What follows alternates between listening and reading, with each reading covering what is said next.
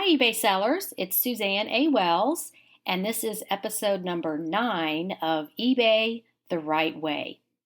In this podcast, I share the good, bad, and ugly about being a small, at-home eBay seller. In the last episode, I started a series about pandemic aftershocks and what to sell on eBay now in 2021 as a ripple effect of how the pandemic changed our daily lives.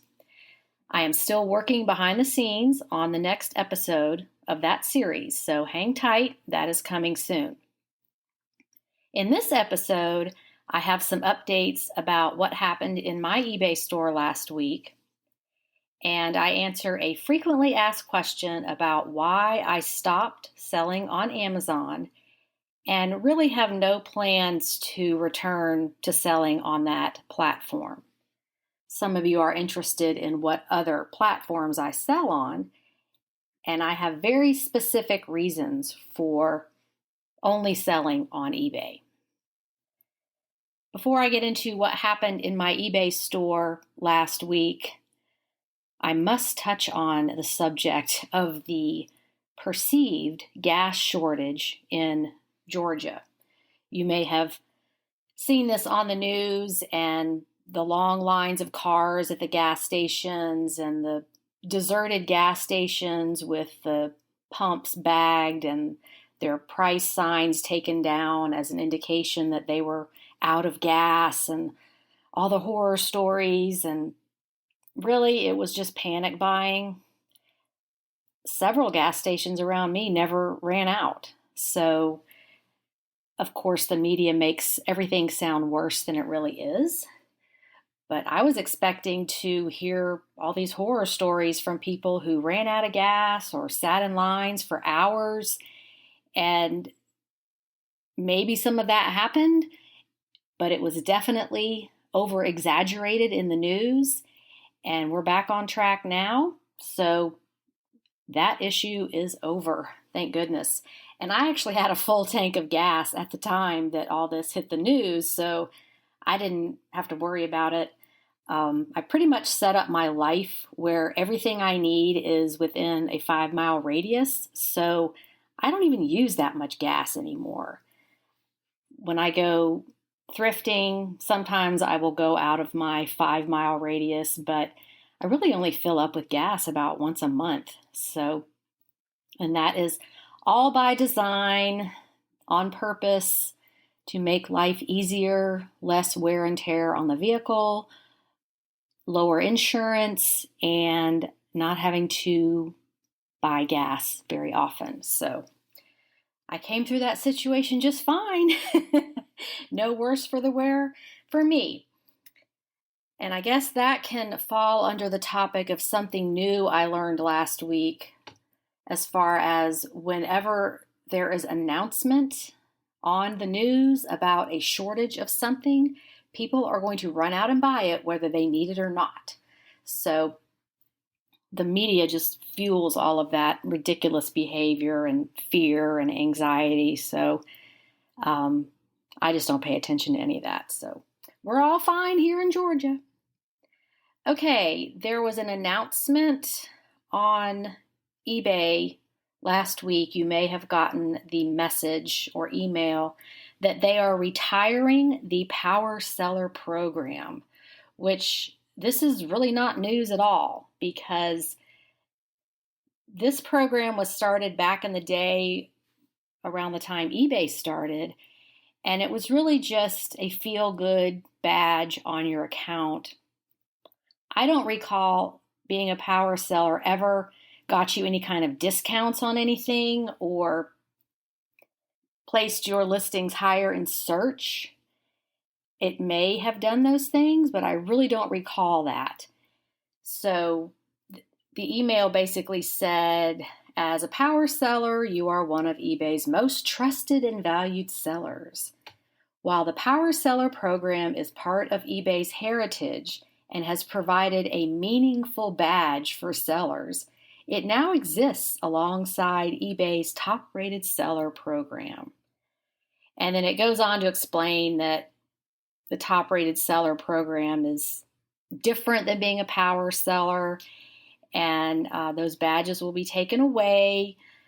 And if you want to go download a certificate that you can frame and post in your office and, feel good about your eBay experience, you can do that. But to be honest, this was not really an announcement because the power seller program doesn't mean anything.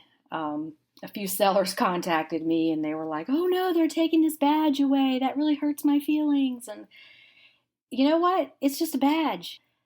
The really great feel-good part of eBay is selling items and making money and being able to work from home and do it on your schedule and have a flexible business that you are in charge of.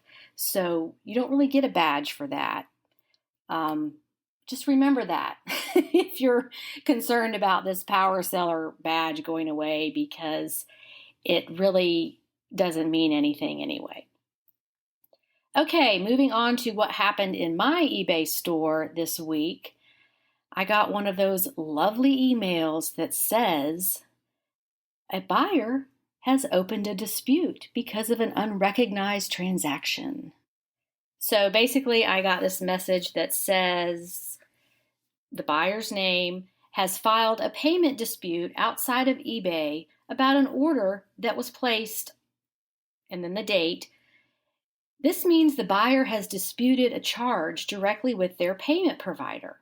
They are requesting $45.60 back, and the reason for this dispute is that the buyer did not recognize the transaction. Now, back in the day, a few years ago, people would do this just to get stuff free. They totally recognize the transaction. They would just file these and act like, their 2-year-old got their phone and bought stuff, or their phone was stolen, or some ridiculous reason that, for the most part, it was just a hassle. You would go through the steps of the dispute, and I always won those disputes because it was on the buyer's credit card and no other transactions were disputed. And it was just obvious what they were trying to do. Now, those were through PayPal. This is the first one I've had through managed payments. So the first thing I did was reached out to the buyer and said, "Hey, we are confused as to why you are disputing this charge. You sent us an offer for $40, which we accepted. The package is still in transit and scheduled to be delivered tomorrow. Can you help us understand why you are disputing this charge?" And she did answer. She said that her credit card was hacked, and when she informed her credit card company, they dispute all charges within the time frame of when she said it was hacked and the phone call to the credit card company. So this fell within that time frame. And she said, "I didn't dispute this. This was automatically filed by my credit card company." And, she would straighten it out within 48 hours. I uploaded the tracking number once the item was delivered through the dispute workflow, and it has not been resolved yet, but it will be, because she's telling eBay that, "No, I'm not disputing this charge." And then the package shows delivered to her address that matches her eBay account and her credit card account. So my wise words to you all out there: if this happens, talk to your buyer. It may not have been their fault. This also happened to someone who is a student in my premium library, and her credit card was hacked. And I reached out to her, and she said it was a total nightmare. It was Discover, and they did this on all these charges that were totally fine, and it was just a big mess and hard for her to straighten out. So that's the world we live in right now, that accounts get hacked. My credit card got hacked last December, and it was a few days of correspondence and trying to get things straightened out to get through that. And, just don't assume that your buyer is trying to scam you or, get out of paying, because this is a common thing now. I bet if you talk to 10 people and ask them, has your credit card, debit card, or checking account been hacked in the last 3 years? Most of them will say yes. So there are procedures to unravel this, but sometimes the buyer, doesn't even know this has happened. It's just automatically done by their credit card company. So I expect this will be resolved perfectly fine. And, it's just people like you. So you can reach out to them and talk to them, ask them if they were aware of this, and just have a conversation because, well, the way I look at the world, most people are good.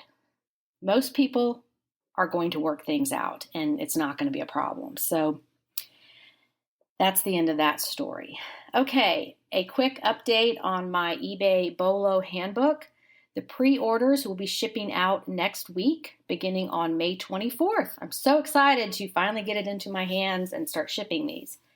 So you can expect to receive your book in the mail middle to end of next week.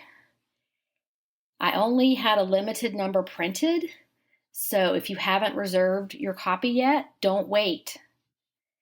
And again, I'm just really excited about how this book is going to help eBay sellers find those high profit scores, not just showing you what they are and how much they sell for, but this book that you can carry with you and jog your memory about what to look for in all the different sections of the thrift store or even estate sales, because it is a lot to remember. Okay, and now on to the main topic. I wanted to take a few minutes to share with you my journey on Amazon. A lot of you know I used to sell on Amazon, but I've never really explained why I stopped. And paralleling that, many of you are asking if you should be selling on Amazon, if that's something you should be adding to your e-commerce business. So all I can tell you is what happened to me and the pros and cons from my perspective. And I just want you to be informed about this decision if you decide to sell there or if you're even thinking about it, because as always, there's a lot of information on the internet about why you should be selling on Amazon. You're missing out if you're not selling on Amazon. And I just don't feel like that's true. So let me go through these points with you, and then you can make an informed decision about if you want to go that route. Okay, there's 3 different segments I'm going to go through here. One is marketplace issues. Another is Amazon policy and procedure issues. And finally, business model issues. Okay, I got started on Amazon back in 2009. They had just opened up the platform to third-party sellers. And that's what you're called if you list your items on Amazon for sale. Amazon itself sells items as well, and those are usually the ones that are the best deal or priced the lowest. I started off with toys because in my mom's groups, that's what a lot of moms did, is they sold toys online during fourth quarter to make a little extra money to pay for their own kids' holidays. Then I learned how to sell books. So I was very deep in the Amazon world from 2009 to about 2014. So let's start off with marketplace issues. When Amazon opened its doors to third-party sellers, there was a mass exodus from eBay to Amazon. And there were things going on the eBay platform at the time that people didn't like. They had recently, I think it was 2008, they took away the ability for sellers to leave negative feedback for buyers, and that was a big deal. People were very upset about that. And they as they do from time to time, had raised the fees for selling. And it was just a combination of things where people were looking for another way to sell. They were they've had it with eBay, they want to find something else, and Amazon was the next thing. So there were a lot of sellers coming at one time, and that created problems because it was growth that was too fast that Amazon couldn't really handle. So you had a lot of competition and a lot of new people from about 2010 to 2013. A lot of new people that didn't know what they were doing, they didn't bother to learn, and they kind of messed up the system for all of us who had been there and were doing things correctly. A lot of people left eBay because of the FBA system, which is fulfillment by Amazon. That's where you ship your items into warehouses, and then Amazon ships them when they sell. And that was very attractive to people because they could travel, they could be busy with their own lives and not have to worry about shipping items. So that was one big draw. But what happened with so many new sellers coming at once was products were oversaturated. And when I'm talking about my Amazon experience, I'm referring to retail arbitrage.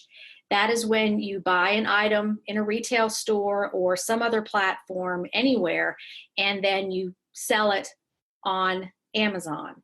So retail arbitrage is buying in one space, selling in a different space. And usually you have different customers shopping the different sites. So while it sounds like, why would anybody pay more on Amazon? They actually did because of Amazon Prime.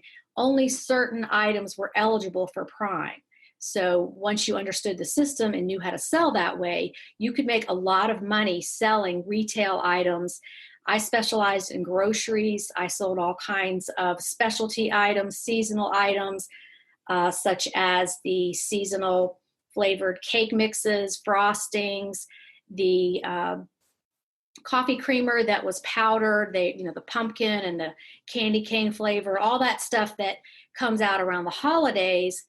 I started selling that online on Amazon FBA, and it worked. But as all good things do, they come to an end, and too many people found out about it and started doing that and started driving the prices down. So products that I was selling, maybe I was buying them for $1, selling them for 10 or 15. You couldn't do that anymore. Too many sellers drove the prices down and they got greedy, and then a lot of people couldn't make any money at all. So basically my profits kept shrinking selling the same items because too many sellers would have the same item, and too many of them were willing to take less and less to where their profit margins on these items was just nothing. The challenge with retail arbitrage is you always have to be hunting for the next thing. What's the next hot item that you can flip on Amazon that's either a regional item, it's just in your area, or it's a seasonal flavor of something, or it's a new product on the market. You're constantly looking for that all the time moving forward, looking for the next thing. You can't really ever just glide along on what you know because the consumer products market is always changing. So it's very exhausting, very hard to keep up. And in addition to that, you've got all these other sellers that as soon as you figure something out, other people are going to figure it out too, and they're right behind you dropping the price. So it just became impossible to make any money. Then on top of that, people started coming out with automated repricing tools, which means these were subscription services you could pay for to monitor the Amazon marketplace for certain products. If you had the same product, it would automatically drop your price to be the lowest of anybody. Well, when you get a whole bunch of people doing this same thing, it just becomes prices dropping just automatically. And you just never knew from day to day how much your product would be selling for. And on top of that, sometimes Amazon would get the product in stock and they can sell it for less than anybody. So things that we were selling for $25 that might have cost us $3, Amazon would have it for $9 or $10.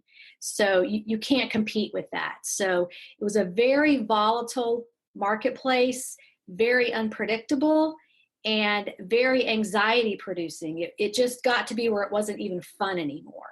Okay, the next topic is Amazon policy and procedure issues. Amazon is a very different marketplace than eBay. If you've never sold on it, you wouldn't know this, but the rules are completely different and the marketplace is completely different. One issue that I had was you could not correspond directly with a customer like you can on eBay. So if you're selling on eBay, somebody has a problem, you ship them the wrong item, you ship something that you missed a defect on, you can work that out. You can arrange a return, a replacement, you can correspond back and forth with them and do a partial refund. You can work it out however you want to. On Amazon, you can't do that. You don't have open communication with your buyer. You don't even have a way to contact them. So if a problem happened, so if the warehouse sent the wrong item and the buyer left you negative feedback, there's nothing you can do about it. You just had to let Amazon handle everything. And I just felt like that was very wrong. It was very uncomfortable to not be able to solve your own problems and to not be able to talk with the customer and figure out a solution. Now, while people thought the FBA system was great, it was a godsend, oh, I don't have to ship any of my stuff, it actually became a nightmare because what happened when I started, there was either 3 or 4 fulfillment centers. And when you were preparing your order to send your items in, you would send everything to whichever warehouse they picked for you.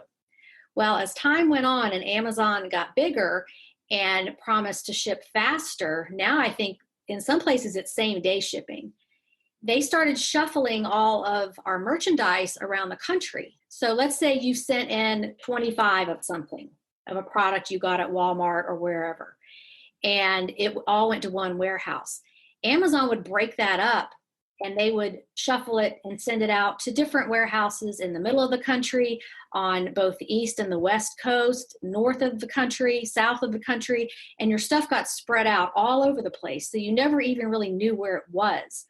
There was supposed to be a way to see which warehouses your items were in, but that was not always updated. It was not always correct.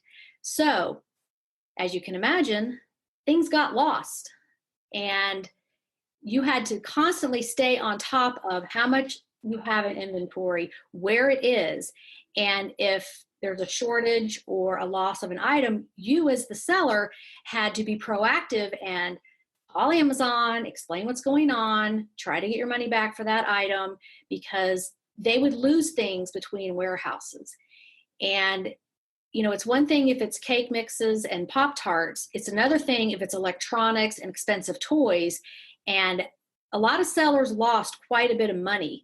Again, Amazon was growing so fast, they didn't have their systems in place. As sellers, we paid the price because sometimes you wouldn't get refunded, even if you knew they lost your items. Another thing that happened is categories became gated, which means that you had to go to great lengths to prove yourself to even be able to sell in certain categories. So grocery actually did get gated after a while, and that was a good thing because it kept out this mass exodus from eBay, all these people who wanted to sell. You had to go through a protocol and certain steps to be approved for that category. But it also handicapped sellers who had been selling a long time because they basically had to start from square one to prove themselves to even be able to sell in some of these categories. So I felt like that was really unfair to sellers that had been there a long time. Now, another thing that happened was sometimes you'd have a product in stock and you'd have a large quantity, and all of a sudden, Amazon wouldn't allow it anymore. My best example is Dunkin' Donuts coffee. I think this was in 2010, and they started selling that in Target stores. So I figured it out, which flavors to send in that could sell for a premium because they weren't available everywhere yet. And I think I had 100 bags of Dunkin' Donuts coffee at various warehouses at this one particular moment. One day I get up, I check my email, And Dunkin' Donuts has said, nope, no more. We don't want to be on Amazon. No third party sellers can sell our product. The only seller that's allowed is Amazon itself. So I had all this coffee that I had paid for. It was probably $7 a bag. So $700 worth of coffee in different warehouses that wasn't going to sell. So you had to pay to get your stuff back. So I was punished there. So I got all that coffee back because I wasn't allowed to sell it.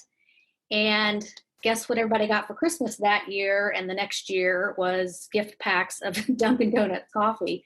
But this started happening more and more often. You buy your inventory, you'd send it in, and then the company that produced that product would say, nope, we don't want to be on Amazon, and it wouldn't be allowed. And that kept happening over and over again. So you can imagine the anxiety producing business this was. Just, you never knew what was going to hit you next. It was very unpredictable. And then you got to where, you didn't know if you should buy things to resell because, like, what if this isn't allowed? It's going great today, but it could change tomorrow. And with consumer goods like that, it's you strike while the iron's hot. You try to get in, sell as much as you can, and then get out before the bottom falls out. One example was one year, University of Georgia partnered with whoever makes Pop-Tarts, is it Kellogg's? And they had these special UGA Georgia Bulldog Pop-Tarts. And I went around to like every Walmart and I bought probably 100 of them. Sent all those in. I think I paid like $3 a box and they sold for around 20. It was Christmas time, so what a great gift, right? And I made a ton of money on that. But that I got lucky on that one because I figured it out quickly, sold all my product quickly, and that was it. So Pop-Tarts was one of those oversaturated items because they have all these different flavors, but they're not available everywhere, and it's kind of a novelty item. So a bunch of sellers got on that, and then you couldn't make money on Pop-Tarts anymore. So I said all that just to say you just never knew what was going to hit you next. And so it became like, this isn't even fun anymore. This is just too scary because like my money could just go down the drain. And a lot of it did. Amazon was almost the death of me in a lot of ways. And, that's why I came back to eBay, because I just didn't want to run a business like that anymore. Now, around this time, I think it was 2013 maybe, Amazon instituted its holiday return policy. So anything that was purchased from November 1st to December 31st could be returned in January with free shipping, I think. And already, those of us selling on Amazon had experienced what we called Returnuary in January, because what would happen is, especially with toys, there's a hot toy. I did the Monster High dolls, I did Nerf guns, I did Bratz dolls, I did that Doc McStuffins dolls, all kinds of Barbies, stuff like that was hard to find for Christmas for kids. And I would go around the Atlanta area and buy these at retail price, send them into Amazon, and they would sell for 3 to 4 times the shelf price. So it was a good business. But what would happen was, okay, so the mom buys the Nerf gun for the kid for $100 when it's at Walmart for $30, if it's in stock, okay? Wrap it up, put it under the tree. Kid opens it. Oh, I got my water gun. Yay, I'm happy. I got what I wanted for Christmas. Well, in January, the supply would catch up with the demand in the retail stores, and there's that water gun, that Nerf gun for regular retail price all over the place. So mom would go to Walmart, buy one for $30, return that one to Amazon, and I had to honor the return. They just take the money out of your account. You don't have a choice. So January was a horrible month because people caught on and they would just buy an item just for the sake of giving it for Christmas and then go switch it out with the same item after the Christmas rush and after supply caught up with demand and it was available locally, they could switch it out, and then they really only paid retail for that item. So the return policy was just, it was just too much. That's just not fair. You shouldn't be able to do that. If you bought it, you bought it. But on this level I'm talking about, obviously, yes, we should honor returns, but Amazon's policy was just too liberal, and I wasn't comfortable with that anymore. Okay, the next thing I want to talk about is business model issues. So why is Amazon not so great in my mind? Well, first of all, it takes a lot more money up front to make money on Amazon, because if you're doing FBA, you've got to buy the product, sometimes in quantity, and send it into the warehouse. And all that costs money. So you've not only got your product cost, but you've got your shipping into the warehouses. If you want something back, you have to pay to get it back. And then you have your time investment of going through everything, labeling it, going through that whole process of getting the order ready to ship to the warehouse. So it's a lot of time and money up front. With eBay, you don't have that. You go to a thrift store, you buy some stuff, you come home, you list it, you get the money when it sells. So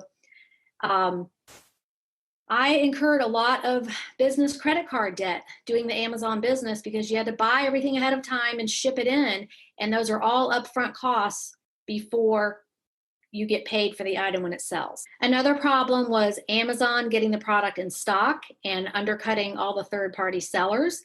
So we couldn't compete anymore. If Amazon gets it and they're the seller of it, forget it. You're not going to make any money. And again, you've already paid for the product, it's in the warehouses, and you have to pay to get it back, and then you have to do something with it. And by then, it's too late to return it to the stores.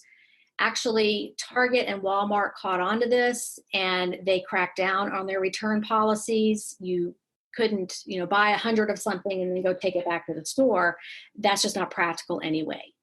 I've already mentioned this, but there's a lot more work involved with an Amazon FBA business, because the time investment in preparing the order, you have to input everything in the computer, print out these labels with barcodes, stick them on everything, prepare the items for shipment to the warehouse. If it's a breakable item, you've got to consider that and bubble wrap it and make sure it's not going to break on the way to the warehouse, and deal with your UPS pickups and all of that. So there's a lot of prep work on the front end before you ever even get it to the warehouse where it's up for sale. And then finally, it's the anxiety of this business just was too much for me. You just never knew what was going to hit you next.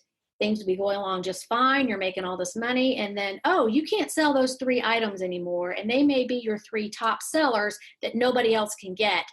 And, you just never knew from day to day what was going to happen. So eBay is much more predictable in that respect, that you can sell pretty much anything you want as long as it's allowed, and you have the inventory right there with you. So you can control your business a little bit better by having your inventory on site with yourself and not having it spread all across the country in these different warehouses. Okay, let me go over the ways I lost money selling on Amazon. And this is the part where I'm trying to warn you and protect you so this doesn't happen to you, because it was a pretty crappy ordeal.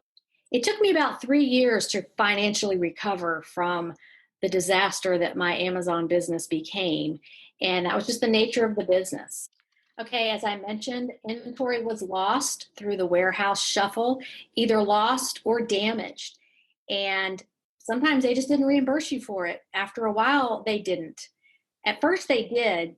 It was a new problem, but then it kept happening to so many sellers, they no longer reimbursed you and you were just out that money. Inventory became prohibited, like the Dunkin' Donuts coffee, and you've already spent money on it and you have all this inventory, and what are you going to do with it?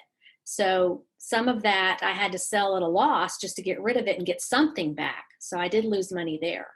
Too many upfront costs before an item sells, meaning your investment in inventory, and shipping it into the FBA warehouses. So you could do all this work and have this inventory, and items may not sell. Other sellers may undercut your price. Amazon may not allow it. So that was a loss. And my guess is people didn't even know they were losing money on these things because so many of them didn't track their profits and costs. I did some online coaching and had a lot of coaching clients. I taught how to sell on Amazon. And when we would have our weekly meetings, I'd say, okay, well, let's go over your numbers. And they're like, well, we didn't do them. We don't have them. We don't like to do that part. And so I guarantee more people lost money than we know because they just didn't track it.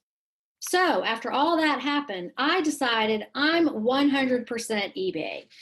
People ask me, do you sell on Poshmark, Mercari, all these other sites that are popping up? And no, I don't.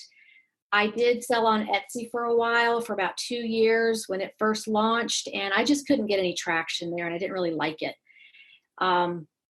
And I just don't have any desire to learn another platform.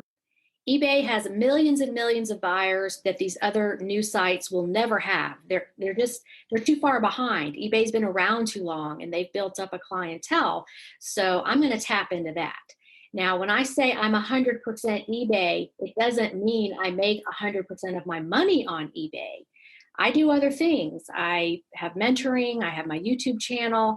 I do writing on the side. I do a lot of different things. But as far as e-commerce, eBay, 100%. I don't want to learn another platform. I don't want to do any more experimenting. I've been down that road. And so let me give you the good news of why I stick with eBay 100%. First of all, your inventory costs are very low.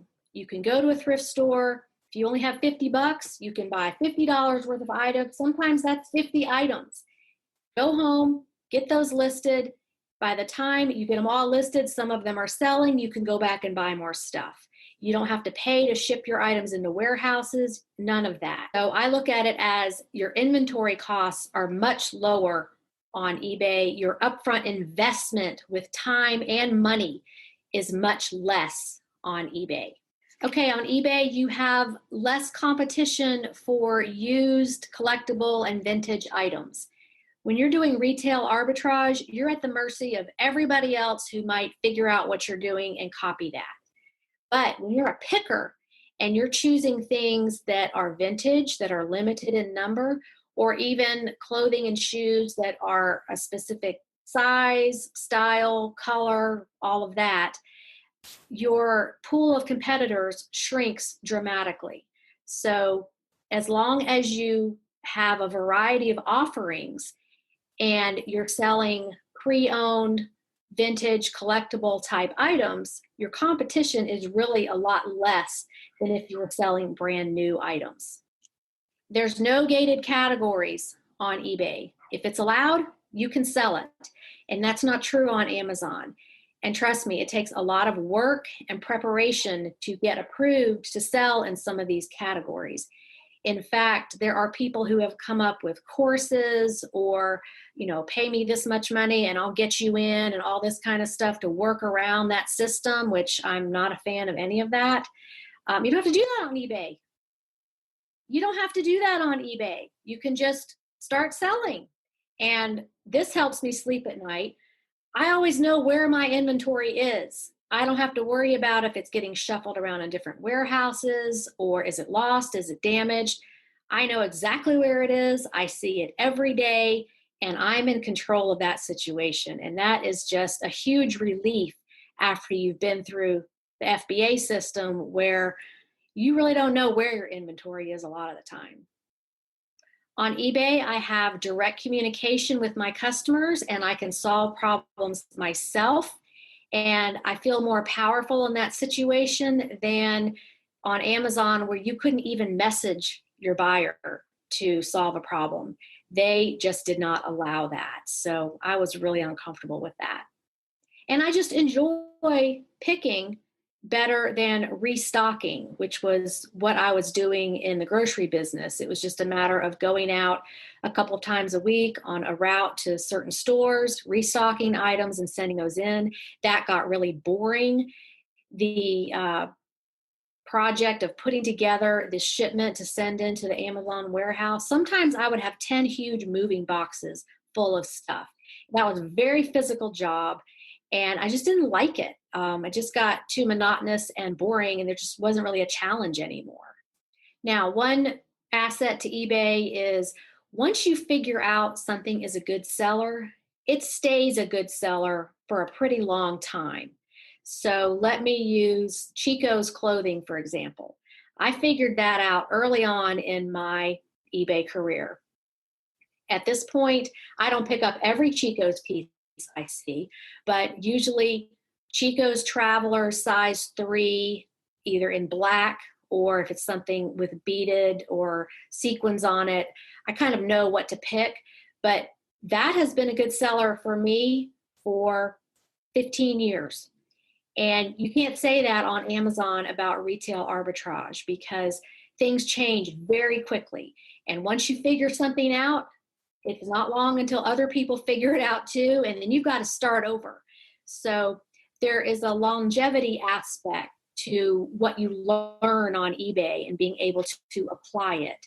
Yes, over time, things fizzle out and they don't really work anymore, but it's not as fast as it is when you're doing retail arbitrage. Things stay good sellers for usually a few years before you decide, that's just not working out for me anymore. I'm not going to do that. And then you learn what's coming along that's new. But you have a confidence that, I'm on top of this. I know what's going on now. This isn't going to change overnight. Usually it doesn't on eBay. I can't really think of many examples where eBay has said, you can't sell that anymore. One example is Gerber onesies. You can sell them. You just can't use the word onesie on anything that's not Gerber. So rules like that you have to keep up with. But I really can't think of anything offhand that I ever had up for sale that eBay said, you're not allowed to sell that unless it was a Vero violation. There's been a couple of those, but it's not like figuring out the pumpkin spice Starbucks coffee, buying 25 of them, sending those in, and then 3 days later they say, nope, you can't sell that. That doesn't happen on eBay, which makes it much less anxiety producing than on Amazon, where it's such a faster pace with retail items. And that brings me to my final point. I like the pace of eBay. It's predictable. I'm comfortable there. There's not usually any surprises. If there are, it's pretty easily dealt with. You just make that change and keep moving on. I just feel like eBay is a less stressful business. You can have fun doing it. You can enjoy it. You can make it as big as you want. You can make it as small as you want. And there's just a lot more flexibility, but still control. Because with that Amazon FBA warehouse business, there was just too much control handed over to them. And with control is money, and we're all in this to make money. So I hope my story will help you if you're deciding whether or not you should sell on Amazon. There's a lot of pluses to it, and a lot of people love it and are very successful. But I just want you to know the downsides too, in case you decide to go that direction, you'll know what to look out for. All right, that's my story, and I'm sticking to it. Thank you again for listening, and I hope my experience can help you. This is Suzanne A. Wells, teaching you how to do eBay the right way. You can find me on YouTube and Facebook under the same name, and be sure to follow me as new episodes post on Tuesdays. Be nice to each other. Make sure you are living the life you want, and of course, have a profitable and productive and fun day on eBay.